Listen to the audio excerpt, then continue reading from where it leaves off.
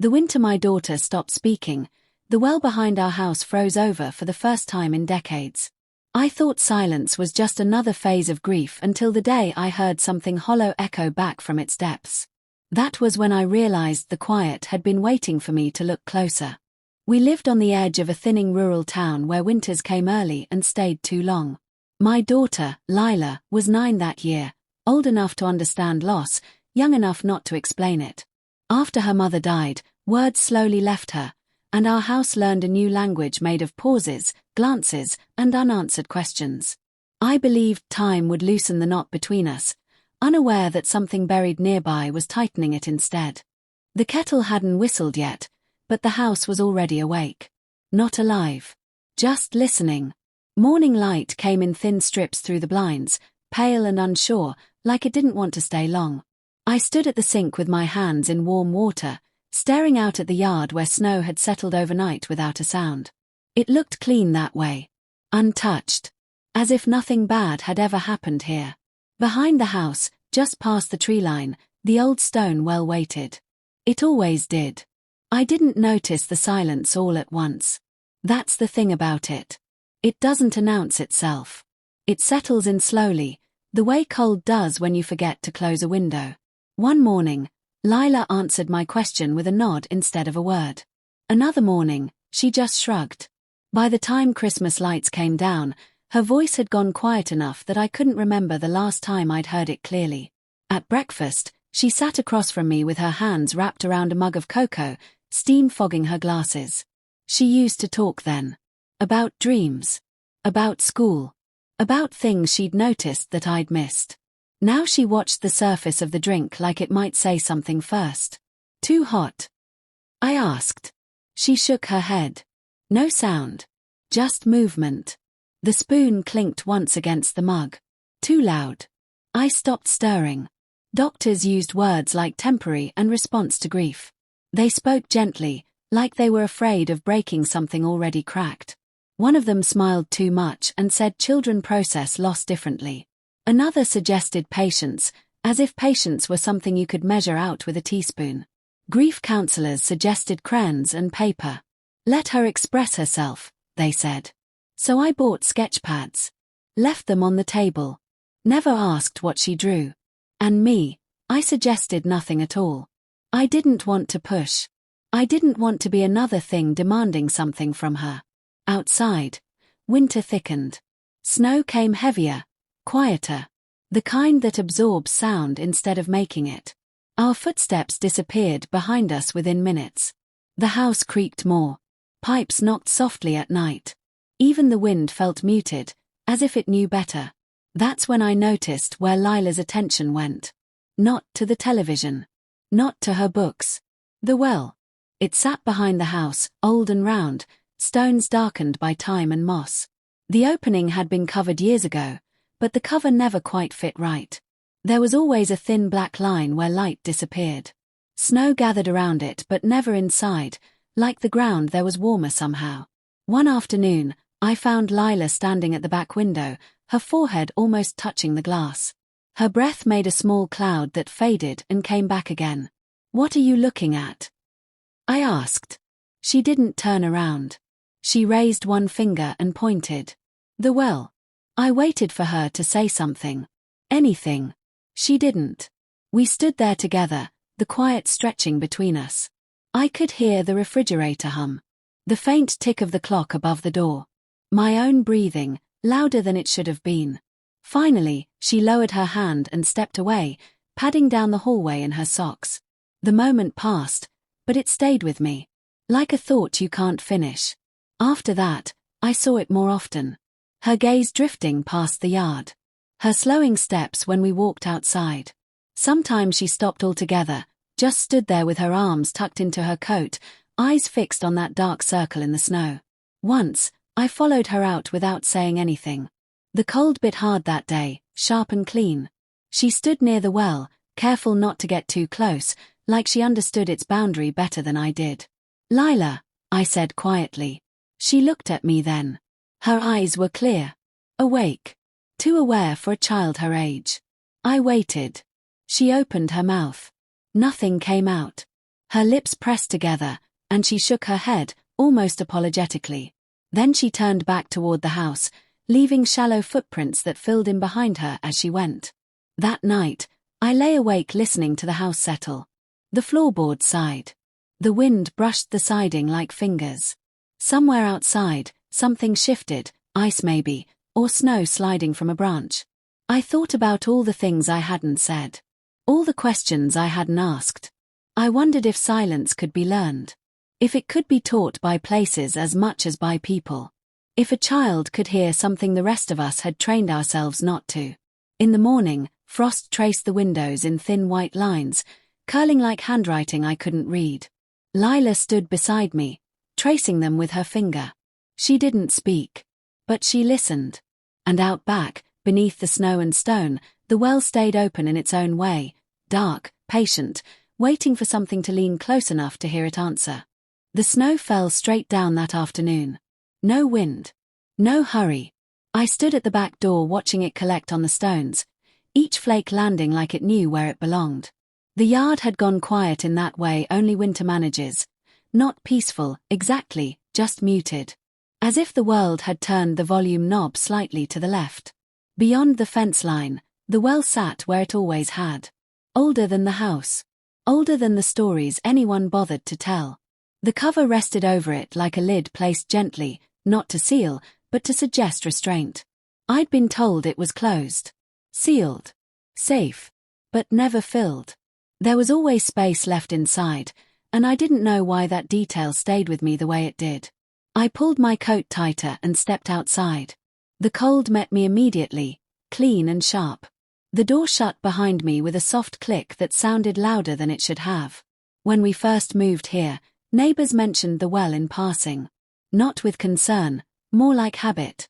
Best not let the girl play back there, one of them said once, eyes already drifting away. Another nodded, adding, just to be safe. Safe from what? I asked. They never answered. Or maybe they did, in the way people do when they change the subject too quickly. Time went on. The well stayed where it was. And so did Lila. That afternoon, I noticed her boots before I noticed her. Small footprints pressed into the snow, circling the well in careful loops. Not scattered. Not playful. Intentional. Like she'd been walking a thought over and over, trying to wear it smooth.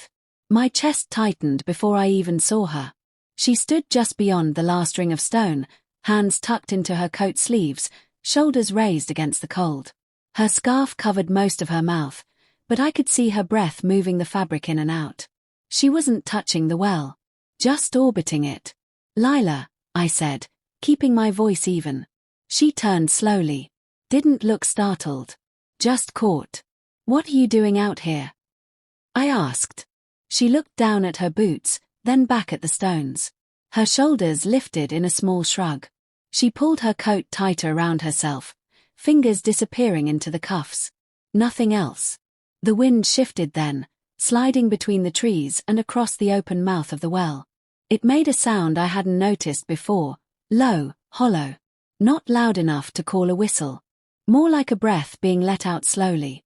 I felt it more than I heard it. Let's go inside, I said. She hesitated. Just a second too long.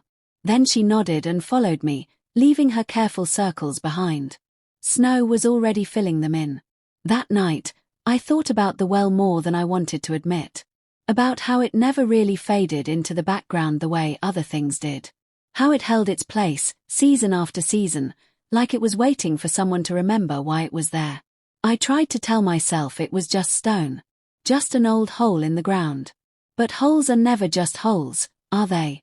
The next day, I asked around again. Not directly.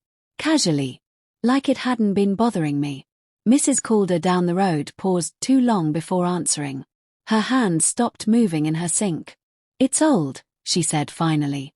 Things were different back then. Different how? She smiled, but not with her eyes. Just, different. Another neighbor laughed it off. Said wells made people uneasy, that was all. Said kids had good imaginations. Said I worried too much. But no one told me to fill it in. No one suggested getting rid of it. That struck me later, when I was alone with the thought. The following afternoon, the snow came again. Thicker this time. I watched from the window as it softened the yard, blurring edges, erasing lines. Lila stood beside me, quiet as ever. Her gaze didn't move. It stayed fixed on the well. "Do you hear something?" I asked without looking at her. She didn't answer. I turned then. She was leaning slightly toward the glass, her forehead nearly touching it. Her eyes were focused, alert. Not frightened. Curious. Listening. The wind passed through again, carrying that same low sound. The stone seemed to hold it, shape it, give it back altered, like the well was responding in its own language. I swallowed. "Lila," I said softly. She didn't look at me. Instead, she lifted one hand and pressed it flat against the glass, right where the well lined up in the distance. Her palm left a faint print that fogged and faded. I realized then that the well didn't feel abandoned because it wasn't empty. Not the way empty things usually are. It held something, sound, memory, weight. Maybe just the idea of being listened to. Lila lowered her hand and stepped away. She walked down the hall without a word, her socks whispering against the floorboards. The house creaked as she went, like it remembered something I didn't. I stayed at the window long after she was gone. Outside, the snow kept falling, and the well stayed open to it, dark, patient, breathing quietly into the cold. The snow came down hard that night. Thick. Heavy. The kind that presses its weight into the dark. By morning, the world looked smaller. Fences softened. Trees bowed. Even the sky felt lower, like it had settled closer to listen. I stood at the window with a mug cooling in my hands, watching steam lift and disappear before it reached the glass. That's when I saw the marks. They cut through the yard in a slow, uneven line. Not footprints. Not quite tracks either. A shallow drag, pressed into the snow as if something had been pulled carefully, patiently, across the ground. They led toward the well. And then, they stopped. I pulled on my boots without finishing my coffee. The cold met me halfway down the porch steps, biting through the leather. Snow crunched under my feet, loud in the quiet morning. Too loud. The marks were clearer up close. The snow pushed aside, compacted in a way the wind doesn't manage. There were pauses in it. Little hesitations. As if whatever made them had stopped to rest. Or listen. Behind me, the door creaked. I didn't have to turn to know it was Lila. She stood on the porch, wrapped in her coat, scarf pulled high. Her eyes followed the line in the snow the same way mine did, slowly, deliberately. When she reached the end of it, where it stopped short of the well, she froze. She looked at me then. Her eyes were wide, but not frightened. Something else lived there. Something held tight. She didn't speak. She never did now. But her gaze flicked back to the marks, then to the dark mouth beneath the cover of the well. I forced a small laugh. Too quick. Too thin. Must have been the wind, I said. Gets funny after a storm like that. The words felt wrong the moment they left my mouth. The wind doesn't drag things. It scatters them. Lila didn't react. She just pulled her coat tighter, the fabric creasing under her fists. Her shoulders rose like she was bracing for something that hadn't happened yet. "Go on inside," I said gently. She hesitated. Then nodded. The door closed behind her, and the quiet rushed back in to fill the space she left. I followed the marks to their end. Right there, at the edge of the well. Snow untouched beyond it. No sign of where the thing had gone. Just absence. Clean and unsettling. I stood there longer than I should have, staring down at the place where motion simply ended. That night, sleep came in pieces. I dreamed of darkness pressing in from all sides. Stone walls slick and close. I couldn't see anything, but I could hear it, knocking. Slow. Rhythmic. Not frantic. Not desperate. Intentional. The sound traveled upward, through layers of earth, through stone, through years. Each knock spaced carefully, as if counting on someone above to be paying attention. I woke with my heart racing, the sound still echoing in my chest. The house was silent. Too silent. No wind. No pipes. Just the faint hum of the refrigerator, steady and indifferent. I lay there staring at the ceiling, listening for something else. Anything. Morning came pale and uncertain. I found Lila at the table, her hands folded around a piece of toast she wasn't eating. She looked tired. So did I. Did you sleep? I asked. She shrugged. I poured cereal. The bowl clinked softly against the counter. Milk sloshed, white against white. Ordinary sounds. I clung to them. But my eyes kept drifting to the back door. To the yard beyond it. After breakfast, I went out again. The marks were still there, though the edges had softened overnight. Snow was already trying to reclaim them. But they hadn't vanished completely. Not yet. I crouched down, ran my glove along the groove. Felt the packed ice beneath. Whatever had made it carried weight. Not enough to break through, but enough to leave a memory. I thought about the dream. About the sound traveling upward. About things buried too shallow to stay quiet forever. Behind me, the door opened. I felt Lila before I heard her. She stood close this time, closer than she had been before. I could feel the heat of her through our coats. I turned to ask her something. What, I wasn't sure. She lifted her hand. Pointed. Not at the marks. At the place where they stopped. Her finger hovered there, trembling slightly. She didn't look at me. Her eyes stayed fixed on the well, on the thin dark line beneath the cover. I realized then that something had changed. The marks weren't just leading toward the well. They were leading from somewhere else. From inside. A cold settled into my chest, slow and heavy. I straightened, suddenly aware of how exposed the yard felt. How quiet. How long have they been there? I asked softly, though I didn't know who I was asking. Lila lowered her hand. She shook her head once. No answer. She turned and went back inside, leaving me alone with the snow and the questions it couldn't quite hide. I stayed there until my fingers went numb, staring at the place where the ground had been disturbed. Where something had moved, quietly, deliberately, while we slept. The well didn't make a sound. But it didn't feel empty either. And as the wind finally picked up, brushing lightly across the stones, I couldn't shake the feeling that whatever had been moved hadn't gone far. It was just waiting. Dawn came quietly that morning.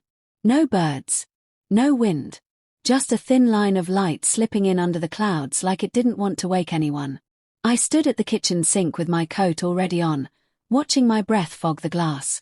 The house was still asleep. Even the floorboards held their tongues. It felt like the kind of morning where sound mattered more than usual, where anything out of place would linger too long. I didn't wake Lila. I didn't tell anyone where I was going. The yard was pale blue with cold when I stepped outside. Snow creaked under my boots, stiff from the night freeze. Each step felt louder than the last, as if the ground itself was counting them. The well waited at the edge of the yard, exactly where it always had. The stones looked darker at dawn, their edges softened by frost. A thin crust of ice clung to the cover, cracked in places like old glass. I stood there for a moment, listening. Nothing answered. I told myself this was just curiosity. That fear had nothing to do with it. That I was a grown man standing over an old hole in the ground, and holes don't change just because you look at them differently. Still, my hand shook when I reached into my pocket. The pebble was small. Smooth. I didn't remember picking it up, only that it felt right in my palm. Solid. Ordinary. I leaned over the edge and dropped it. 1 second. 2. The sound came back too fast. A sharp, dull clack, close. Closer than it should have been. I frowned, counting again in my head, replaying it the way you replay a sentence you didn't quite hear right. I dropped another pebble. Again, too quick. The echo didn't stretch the way memory said it should. It didn't travel. It bounced back almost immediately, as if the well had grown shallower overnight. As if something had risen to meet it. My throat tightened. I rested my hands on the stone rim, feeling the cold seep through my gloves. The stones were slick, damp in a way snow alone doesn't make them. They smelled old. Mineral. Alive, somehow. I leaned closer. That's when I noticed it. Beneath the sharp bite of winter air, there was something else. Faint. almost imagined. A smell that didn't belong to earth or water. Paper. Old paper. And something like ink, soft, metallic, damp. I pulled back so fast my heel slipped on the ice. My heart kicked hard against my ribs, loud enough I was sure someone would hear it. I stood there breathing, watching the well like it might move if I looked away. Wells don't smell like paper. They just don't. I laughed once, under my breath. The sound felt wrong in the cold. Thin. You're tired, I told myself. That's all. Grief does strange things to the senses. Everyone says that. It sharpens some things. Dulls others. Makes meaning where there is none. Still, I couldn't bring myself to lean in again. I circled the well slowly, boots crunching over old snow. The marks from before were gone now, erased by time and weather. Or maybe by something else. The stones showed no sign of being disturbed. No loose mortar. No cracks I hadn't seen before. And yet, I pressed my palm flat against the stone. It was colder than the air, cold enough to sting. I kept it there longer than I meant to, waiting for something. Nothing came. Behind me, the house stood quiet and watchful. One window on the second floor caught the light just right, flashing briefly like an eye opening and closing. I thought of Lila. Of the way she listened. Of the way she stood so still near this place, like she knew movement mattered. I told myself wells couldn't hold letters. Paper dissolves. Ink runs. Water takes everything back to itself eventually. That's how it works. That's how it's supposed to work. I stepped back from the rim, brushing frost from my coat. The smell lingered in my nose, faint but stubborn. Like a memory you can't place. As I turned to leave, a sound stopped me. Not a knock. Not a voice. Just a soft settling noise. Stone against stone. Subtle. As if something below had shifted its weight. I froze. Waited. The sound didn't come again. I stood there longer than I should have, watching my breath rise and disappear, counting heartbeats instead of seconds now. The sky brightened slowly, the world easing back into itself. Eventually, I walked away. But I didn't feel finished. Inside, the house welcomed me back with its familiar creaks. The warmth pressed in gently, almost apologetic. I took off my coat and stood there for a moment, listening to the quiet I'd brought back with me. On the kitchen table, Lila's drawing pad lay open. A page had been turned while I was gone. I didn't look at it yet. I made coffee instead. Let the kettle whistle this time. Let the sound fill the space. My hands were still shaking when I poured. Outside, the well sat unchanged in the growing light. But I knew better now than to trust appearances. Somewhere beneath those stones, something had moved closer. And whatever it was, it didn't feel finished being buried. The paper was already there when I came into the kitchen. Flat against the table. Weighted at the corners by the quiet. Morning light moved slowly across it, pale and thin, catching on the faint grooves left by a pencil pressed too hard. I stood there longer than I meant to, key still in my hand, coat half on. The house was awake but not moving. Even the clock seemed careful. Lila sat on the floor by the radiator, knees pulled to her chest. She was tracing the chipped paint with one finger, following the cracks like they were roads on a map. She didn't look up when I noticed the drawing. I didn't say her name. I stepped closer to the table. It was simple. Lines barely shaded. A circle of stones. The well. Drawn exactly as it stood outside. Crooked edge, dark center. Inside it, a figure. Narrow shoulders. Bent slightly forward. And clutched to its chest, a small rectangle, held tight with both hands. The figure had my eyes. I felt it before I understood it. A pressure just under my ribs, slow and spreading. The kind that doesn't ask permission. Lila, I said quietly. She didn't look at me. What is this? I asked. My finger hovered over the paper, afraid to touch it. The pencil lines seemed fragile, like they might lift off if I breathed too hard. She stood then, brushing dust from her knees. Walked to the table without meeting my eyes. Her hand slid forward, palm down, and she pulled the drawing back toward herself. Slow. Deliberate. She shook her head once. No. That was all. She folded the paper carefully. Not rushed. Not nervous. Then she tucked it under a book on the counter, as if it belonged there. As if it had always been waiting for that spot. I wanted to ask more. I didn't. Some questions don't want answers right away. They want space. The day moved on around us. Dishes. Boots by the door. The radio murmuring low without really saying anything. Lila stayed close but distant, like she was tethered to something I couldn't see. By late afternoon, the sky had gone the color of old tin. Snow threatened but didn't fall. The kind of cold that feels undecided. I reached for my coat. I'm just going to check outside, I said. Not a lie. Not the whole truth either. Lila looked up then. Her eyes followed me across the room. Watched as I slid my arms into the sleeves, as I reached for my gloves. She stood and crossed the space between us without a sound. Before I could ask what she was doing, she reached into her pocket. She pressed something into my coat. The drawing. Folded smaller now. Softened by handling. I froze. She didn't look at my face. Her eyes stayed on her hands as she tucked the paper deeper into the pocket, right over my chest. She patted it once. Gentle. Final. Then she stepped back. I waited for her to explain. To gesture. To shake her head again. She didn't. Instead, she gave me a look I hadn't seen in weeks. Steady. Almost relieved. As if something had been handed off. Outside, the cold wrapped around me immediately. The yard was quiet, the well barely visible at the edge of dusk. I stood there with my hands in my pockets, feeling the folded paper press against me with every breath. I pulled it out. Unfolded it slowly. The figure's eyes met mine again. Familiar. Too familiar. I noticed details I hadn't before, the way the shoulders curved inward, the careful way the rectangle was held, like it mattered more than escape. It wasn't a warning. Warnings are sharp. Urgent. This felt different. It felt like permission. Like Lila was saying, you can look now. I thought about memory. About how it doesn't always come back in words. Sometimes it waits in images. Sometimes it needs help crossing from where it's been kept. I realized then that the rectangle in the drawing wasn't just an object.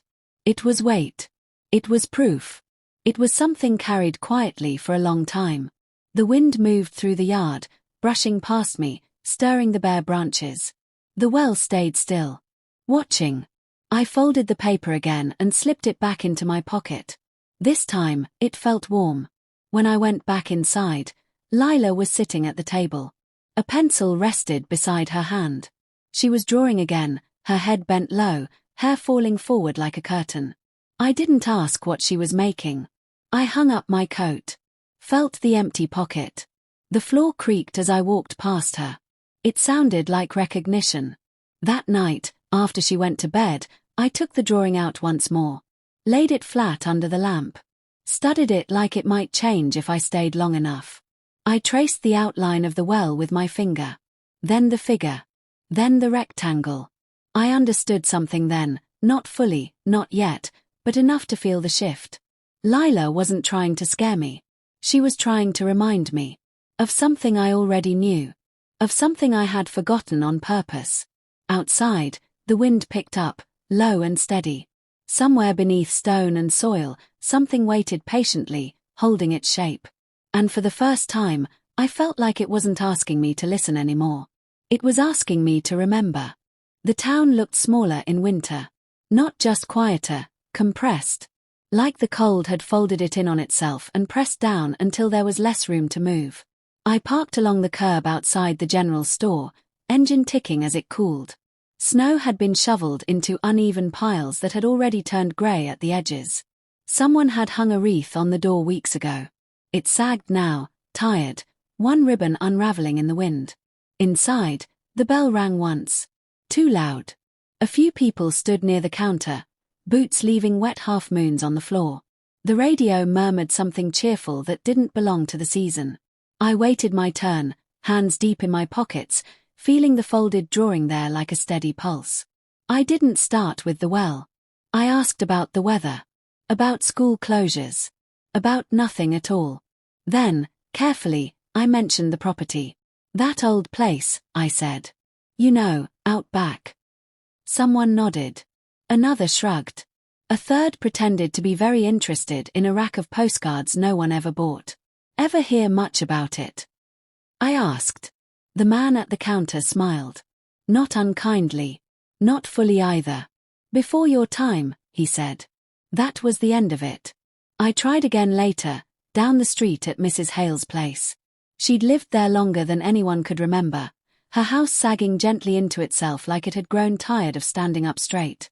She poured tea with shaking hands, the steam fogging her glasses. We sat at her small kitchen table, the clock ticking loudly on the wall between us. I told her about the well. About Lila. About the drawing. She listened without interrupting. When I finished, she stared into her cup like she might find something settled at the bottom. There was a woman, she said finally. Her voice was thin but steady. Years back. I didn't speak. She taught at the school, Mrs. Hale went on. Quiet. Polite. Kept to herself. Lived on that land before anyone thought to sell it. What happened to her? I asked. Mrs. Hale took a long breath. Let it out slowly. She disappeared, she said. One winter.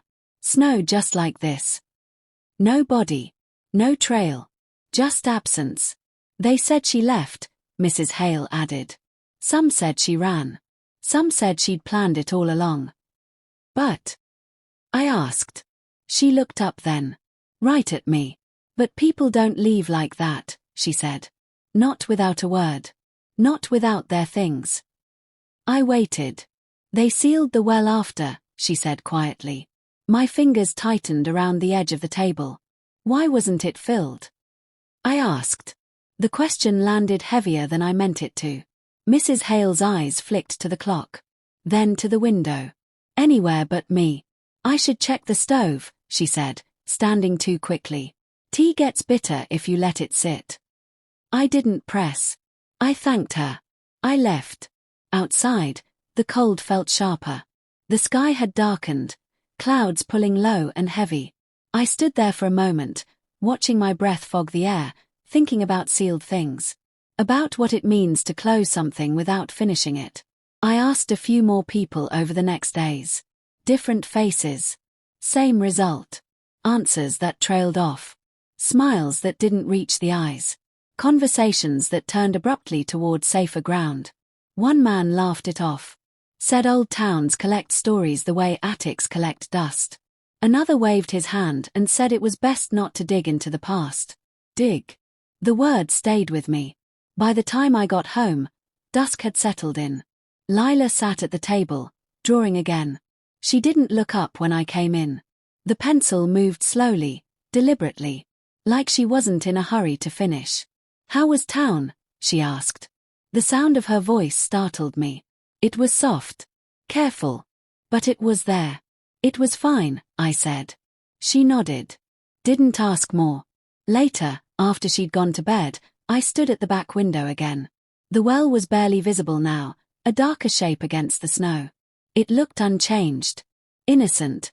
Almost. I thought about the woman Mrs. Hale had mentioned. About winters that repeat themselves. About how easy it is to mistake silence for peace. The town hadn't forgotten. It had agreed. Agreed to look away. To seal things just enough to say they were dealt with. To leave space where answers should have been. I realized then that Lila's silence wasn't new here. It was inherited. Outside, the wind moved through the yard, low and steady. It brushed past the stones, carrying a sound I almost recognized. Not quite a voice, not quite a warning. More like a reminder. That what goes unspoken doesn't disappear. It just waits for someone to ask the right question. And I had the feeling, deep and unshakable, that the town already knew the answer. The kettle clicked off on its own. A small sound. Final. Like a decision made without asking me. I stood at the counter with my hands wrapped around a mug I hadn't poured yet, watching steam rise from nothing. My fingers were still numb from the cold, skin tight and aching, as if it hadn't realized we were back inside. The kitchen smelled faintly of iron and frost, things that didn't belong indoors. The tin box sat on the table. It looked smaller in the light. Less mysterious. Just a square of rust and age, leaving a faint stain on the wood beneath it. I waited for my hands to stop shaking before I touched it again. They didn't. I pulled the chair out and Saturday. The floor creaked like it remembered my weight. I rested my palms on the lid for a moment, letting the cold sink in, grounding myself in something solid. Then I opened it. The hinge protested softly. A tired sound. Inside was paper. Folded. Refolded. Worn thin along the edges where fingers had traced the same lines over and over. The letter filled the box completely, like it had been measured for it. I lifted it carefully. The paper was fragile. Not brittle, but close. Creases cut deep into it, threatening to split if I wasn't gentle. Someone had folded this letter many times. Someone had carried it. I unfolded it slowly, smoothing it out on the table with the flats of my hands. The handwriting was neat. Careful. Each word placed with intention, as if space mattered as much as meaning. The ink had faded to a soft blue-gray, but it was still legible. Still steady. My dear child. It began. I swallowed. The letter wasn't addressed to anyone by name. Just that. My dear child. The kind of phrase you write when you don't know who will be reading. Or when you're afraid to say too much. The words moved gently. No anger. No desperation. Just explanation. She wrote about choices. About timing. About how loving someone sometimes meant stepping away quietly. She wrote about the future, how it could be shaped by what was left unsaid. I am choosing silence, she wrote, because the noise would follow you longer than my absence ever could. I read that line twice. She mentioned scandal, though never directly. Only hinted at it, like something ugly that didn't deserve detail. She spoke of protection. Of distance. Of hoping the child would grow without carrying the weight of her name. She wrote apologies without asking for forgiveness. That struck me most. The letter wasn't written to be answered. It wasn't asking for understanding. It was simply leaving something behind. I didn't notice Lila at first. I felt her before I saw her, the way you feel a change in the room before you can name it. I looked up. She stood in the doorway. Still. Quiet. She wasn't looking at the letter. She was watching me. Her eyes searched my face carefully, like she was reading something there instead. Watching for a reaction. For recognition. For something to settle. I went back to the page. The final lines were smaller, pressed closer together, as if the writer had been running out of room or courage. If you ever wonder where I went, it said, know that I stayed close. Just not where I could hurt you. My chest tightened. I folded the letter slowly, each crease finding its old place without resistance. The paper seemed relieved to be held that way again. When I looked up, Lila hadn't moved. How long have you known? I asked quietly. She didn't answer. She stepped forward instead, bare feet soft against the floor. She came to the table and rested her hands on the edge, fingers curled under slightly. She didn't reach for the letter. She just looked at it. Then at me. There was no fear in her face. No surprise. Only patience. I realized then that she hadn't been waiting for the letter to be found. She'd been waiting for me to be ready to read it. You didn't need to protect me, I said, though I wasn't sure who I was speaking to anymore. Lila tilted her head slightly. A familiar gesture. One I'd seen her mother make when she was thinking. She reached out then and touched the tin box with one finger. Just once. Like a punctuation mark. I thought about the drawing. The rectangle clutched tight to the figure's chest. The way it had felt like permission. This was what she had been pointing me toward. Not the well. The truth inside it. Lila stepped back, giving me space. Always careful with space. She moved to the counter and poured herself a glass of water, her movements unhurried. Ordinary. The world didn't end. The kettle didn't scream. The house held. I sat there with the folded letter in my hands, feeling its weight settle into something quieter. Something heavy, but honest. Had Lila already known what it said? Maybe not in words, but in feeling. She had listened to the silence long enough to understand its shape. Outside, the light shifted, morning stretching further into itself. Snow slid from the roof in a soft rush. Somewhere, a car passed on the road, distant and unconcerned. I placed the letter back into the tin and closed the lid gently. The sound was soft. Final in a different way. Lila met my eyes then. She didn't smile. But she nodded. And in that small movement, I understood something important. The letter hadn't been hidden to be forgotten. It had been hidden to be found by the right hands. And now that it was out in the open, the silence in our house felt different. Less like absence. More like something that had finally been heard. The house felt different once the truth found its name. Not louder. Not lighter. Just rearranged. Like furniture moved in the dark. Late afternoon light stretched across the kitchen floor, catching dust in the air. I sat at the table with the letter unfolded again, smoothing it flat though it no longer needed it. The paper seemed to breathe easier now.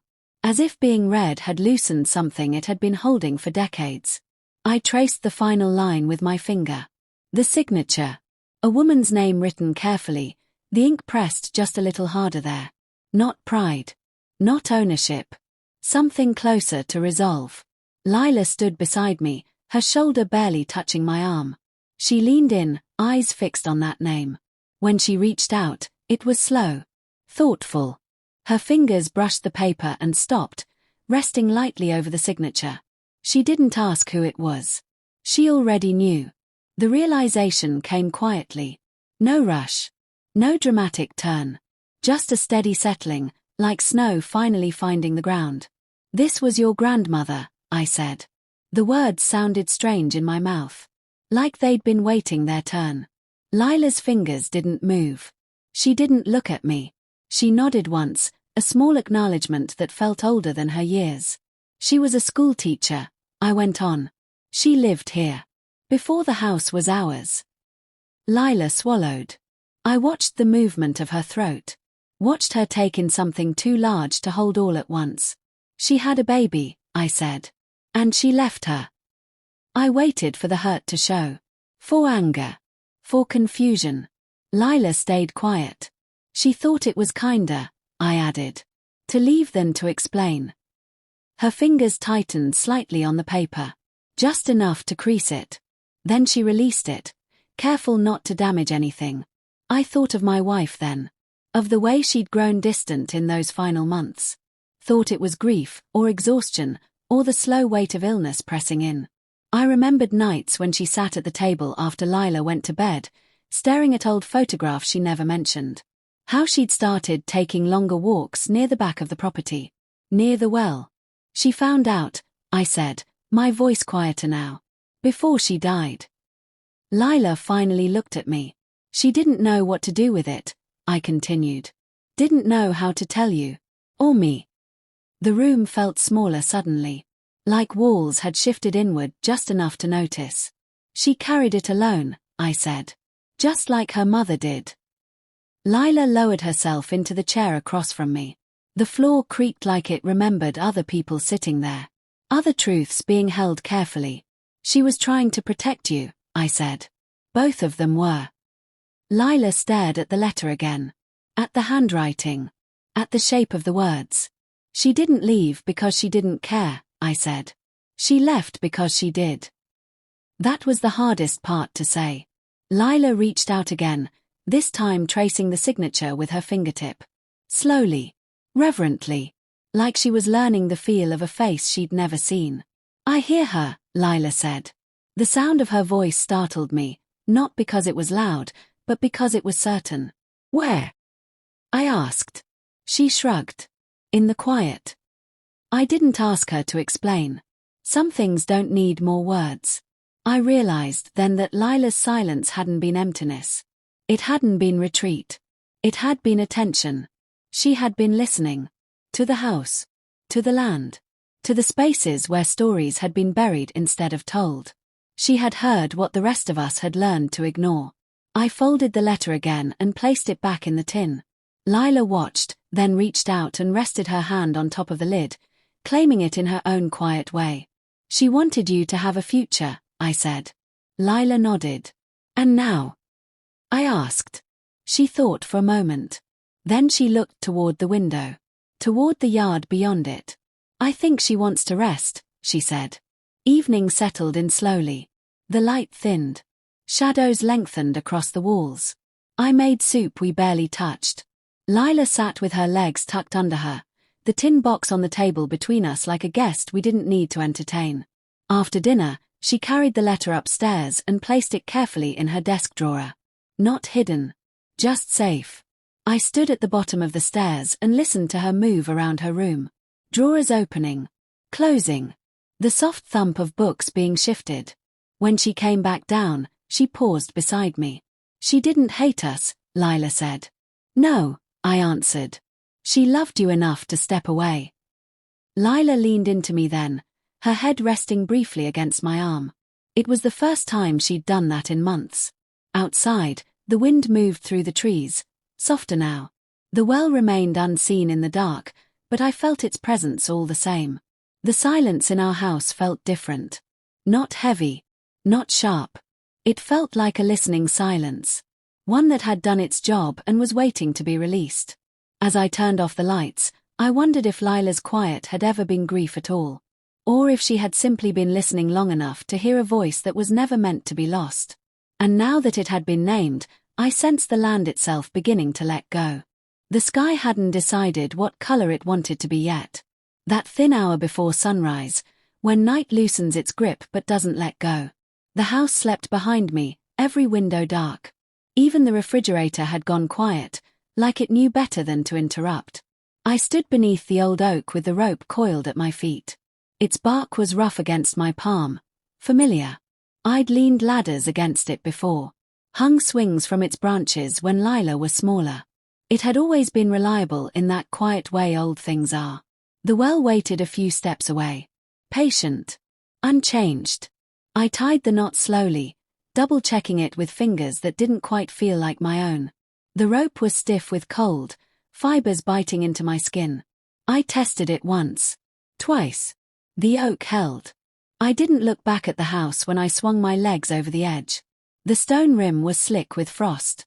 Cold seeped through my gloves immediately, sharp and immediate, like a warning that arrived too late. I took a breath and started down, boots finding shallow grooves worn into the wall long before I was born. The air changed almost instantly. Above, it had been clean. Open. Down here, it pressed in. Each foot lowered brought a tightening in my chest, like the space itself was shrinking. My breath sounded too loud in my ears. The rope creaked softly, a low complaint that echoed back at me, closer than it should have been. The stones were wet. Not dripping, just damp, slick with a cold sheen that caught the light from my headlamp and bent it into odd angles. Shadows moved where they shouldn't. I tried not to follow them. Halfway down, something brushed my shoulder. I froze. My heart kicked hard, sudden and sharp. I held there, suspended, the rope biting into my palms. The contact had been light. Not a grab. Not a push. Fabric. I turned my head slowly, beam of light cutting through the dark. A sleeve hung there, snagged on a broken stone. Old cloth. Darkened by water and time. It moved slightly as I shifted, brushing my arm again like it hadn't meant to touch me at all. I swallowed. Just forgotten, I whispered, though there was no one to hear it. The sleeve didn't answer. I eased past it, careful not to disturb it more than necessary. The fabric felt thin when it brushed my glove, brittle with age. It didn't tear. Just waited. The rope groaned again as I lowered myself further. That's when my foot found something solid that wasn't the wall. A ledge. I stopped, heart still racing, and shifted my weight carefully until both boots rested there. The stone jutted out just enough to stand, narrow but steady. My hands shook as I tested it. I swept the light across it. Something sat there. A small tin box. Rusted. Squared edges softened by time. It was tucked back against the stone like it had been placed deliberately, not dropped. Waiting. Hidden, but not lost. I crouched carefully, one hand always on the rope. The metal was cold when I touched it, colder than the stone somehow. Flakes of rust came away on my glove. I lifted it. It was heavier than it looked. Not full of dirt. Not full of stone. Full of something that wanted to stay dry. I rested it against my knee, breathing shallow, listening to the sounds of the well. Or the lack of them. No dripping. No distant water. Just the faint creak of rope and my own pulse. Why here? Why not bury it? Burying is easier. Quicker. Final. This took thought. Precision. Someone had climbed down far enough to be hidden, but not so far it couldn't be reached again. Someone who wanted it close, but out of sight. I imagined hands like mine, cold and shaking, placing the box carefully on the ledge. Imagined a pause. A second longer than necessary. Like a goodbye that didn't know how to leave. The air felt heavier now. Thicker. I secured the box against my chest with one arm and began the climb back up. Every movement felt slower, more deliberate. The rope protested softly with each pull, echoing around me like the well was keeping count. The sleeve brushed me again as I passed it. I didn't look this time. Light widened above me as dawn finally broke, pale and uncertain. When my hands reached the rim, the cold stone burned my palms. I hauled myself out and collapsed onto the frozen ground, chest heaving. The sky was grey-blue now. The oak loomed above, steady and silent. The rope lay slack beside me, already beginning to frost over again. I sat there for a long moment, the tin box resting in my lap. It didn't rattle. Didn't shift. It held its secrets quietly. I brushed snow from my knees and stood, legs unsteady. The well behind me made no sound as I stepped away. If it noticed the absence, it didn't show it. Inside the house, the heat met me like a held breath finally released. I set the tin box on the kitchen table and didn't open it yet. I needed a moment to remember how it felt to stand on solid ground. Upstairs, a floorboard creaked. Lila was awake. I looked at the box again, rust staining the wood beneath it. I knew then that whatever was inside had been meant to be found, not by chance, but by someone willing to go down after it. The morning light crept across the table, catching on the edges of the tin. I hadn't buried anything, but something had been waiting for me to bring it back up. The house was quiet that night. Not empty, just still. The kind of still that feels like it's listening. The clock ticked somewhere too loud, each second scraping against the edges of sleep. I sat on the edge of the couch, the tin box beside me, untouched. Lila sat on the floor near the fireplace, knees drawn up, her breath fogging in the cold, dim light. Shadows moved gently along the walls, caught in the flames from the dying logs. She didn't speak. Not yet. I waited. The air smelled faintly of ash and old wood. My fingers traced the edge of the tin, remembering the letter inside. The past pressed lightly against the present, careful not to topple it.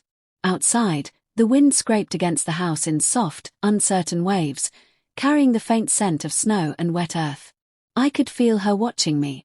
Her silence wasn't empty, it held something, waiting for the right time. Finally, she spoke. "My ears," she said, her voice thin, almost a whisper herself, "hear whispers near the well." I paused. Whispers. Not voices. Not words. "Feelings," she said. "Sadness without sound. They're trapped down there." Her fingers tapped the floor lightly, tracing invisible lines. If we just listen long enough, maybe the ground will give back what it took. Her eyes stayed on the well, imagined or remembered.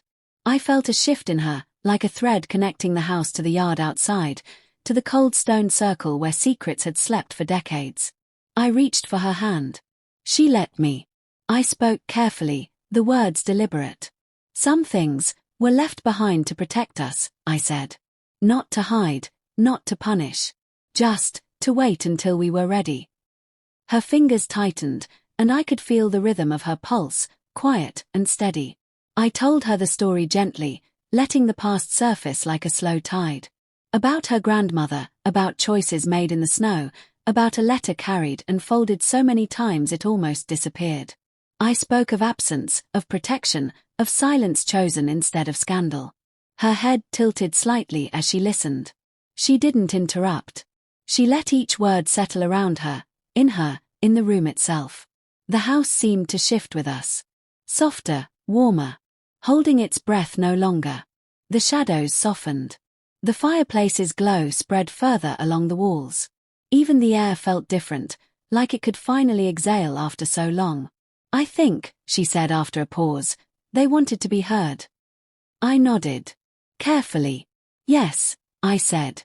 "That's why the letter was hidden. That's why the past was quiet for so long. So we could be ready to listen." Her eyes glistened in the firelight, and for a moment, she looked almost weightless. Not unburdened, but present. "Here. A bridge between what was and what remains." She whispered again, softer this time. "Can we tell them now?" "Speak aloud," I said. "It doesn't erase anything, but it can help. It lets the story breathe. Let the dead rest without fear." She nodded, and I felt the change in the house deepen. The well outside remained dark and patient, the yard silent under a blanket of snow. But I imagined it listening now. Imagined it hearing us speak, our words small, careful, honest. Imagined the earth absorbing each syllable, letting it settle gently in the places it had been kept. Lila rose slowly and moved to the window, hands pressed against the glass. I followed her, standing behind, shoulder brushing hers. Together, we looked at the shadowed circle where the well slept. "Do they hear us?" she asked. "I think," I said softly, "they've been waiting for it." We stayed there a long while. Neither of us spoke, but the quiet was different. It had shape. It had meaning. It was no longer silence but a dialogue with the past. When we finally moved back to the kitchen, the fire had burned lower. The tin box rested between us, smaller, harmless in the aftermath of its secrets. The letter inside no longer felt like a weight. It was a bridge, folded carefully in its old creases, holding the voices of those who had waited too long. I poured tea quietly. She accepted the cup without a word, sitting again on the floor, legs tucked under her. The steam curled between us, carrying the faint scent of paper and soot. I felt her listening, not just to me, but to the house, to the spaces between the walls, to the echoes in the well outside.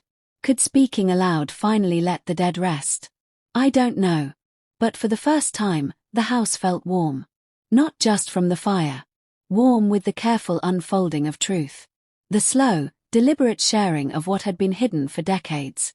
And Lila, finally, spoke again, this time not about whispers, not about sadness, but about listening. About hope. About the quiet that can become a presence when it is acknowledged. The wind moved through the yard outside, soft and steady. The well stayed dark. Patient. Waiting. But I sensed it had changed, too. That for the first time, it had heard our voices without fear. The morning air smelled of wet earth and thawing snow. Sunlight fell soft across the yard, pale and hesitant. The well yawned before us, stones slick with melting frost, its mouth open like a question we weren't yet ready to answer. I stood at the edge, hands in gloves too thin for the cold, listening to the faint drip of water sliding over ice, the soft sigh of winter loosening its grip. Lila came up beside me, small shoulders hunched, boots wet, cheeks pink from the cold. She didn't speak at first. She only looked at the well as if it had been waiting for her all along. I could feel her listening, feeling the silence for what it was, heavy, patient, not empty. We worked in quiet at first. Stone by stone. Picking each one up and setting it aside. Some were smooth, some rough, edges worn from years of being ignored. The sun caught dust on the stones, tiny specks floating like fragments of memory. My hands ached quickly, but I barely noticed. I kept glancing at Lila, watching the way her small fingers gripped the stones, how her movements were careful, deliberate, as if the work itself had meaning beyond filling a hole. She spoke eventually. "I think they're listening," she said, voice low, uneven. Her words spilled out slowly, one at a time. "Not the well. But everything we've buried." I nodded. Didn't interrupt. Didn't correct. Just let her speak into the soft air between us. I think they wanted us to fill it," she continued, shoving a heavy stone into place. "To answer. To say something back." Her sentences faltered sometimes. Tripped over themselves like her thoughts hadn't caught up with her mouth. But each one landed somewhere in the quiet, leaving a trace of meaning behind. I told her the truth gently as we worked. About the letter, about the choices made decades before, about the silence we had inherited. No blame. No anger. Just the careful unfolding of what had been hidden too long. She listened, nodding, stopping occasionally to lean against a stone, or brush snow off her gloves. The letter, folded and wrapped in waxed paper, I carried last. I didn't show it to her. Didn't speak of it. I lowered it into the hole beneath the last stones, placing it under a small mound, leaving space for something new to grow. When the tree sapling arrived, thin, fragile, its roots trembling, I planted it there, where the well had been. Its branches caught the wind and swayed gently, shadows reaching out to meet the sunlight. Lila helped. She pressed the soil down around the roots with small, deliberate hands, her fingers cold and muddy. "Will it remember?" she asked. I touched her shoulder lightly. "It will grow," I said. "It will hold what we've laid here, and it will make something new. That's all the memory it needs." The snow around us crunched softly under our boots. I glanced at Lila again. She had started talking more, her sentences longer, uneven but alive. Small stories, questions about the trees, about the way the wind moved through the branches, about things she had seen but hadn't said aloud before. I realized then that the silence hadn't been empty. It had been waiting. Waiting for us to answer. Waiting for the work to be done, the stones to be laid, the tree to grow. Waiting for us to speak and listen, together. We finished just as the sun dipped low, orange spilling across the sky. The sapling stood there in the light, tiny and steadfast, its roots drinking quietly in the thawed earth. I looked at Lila, her hair damp, face flushed, eyes bright. She smiled, a small, uneven smile that reached her whole body. I touched the tin box in my pocket, feeling its edges through the fabric of my coat. Its weight had shifted. It was no longer a burden. It had become part of the soil, part of the wind, part of the story we were still living.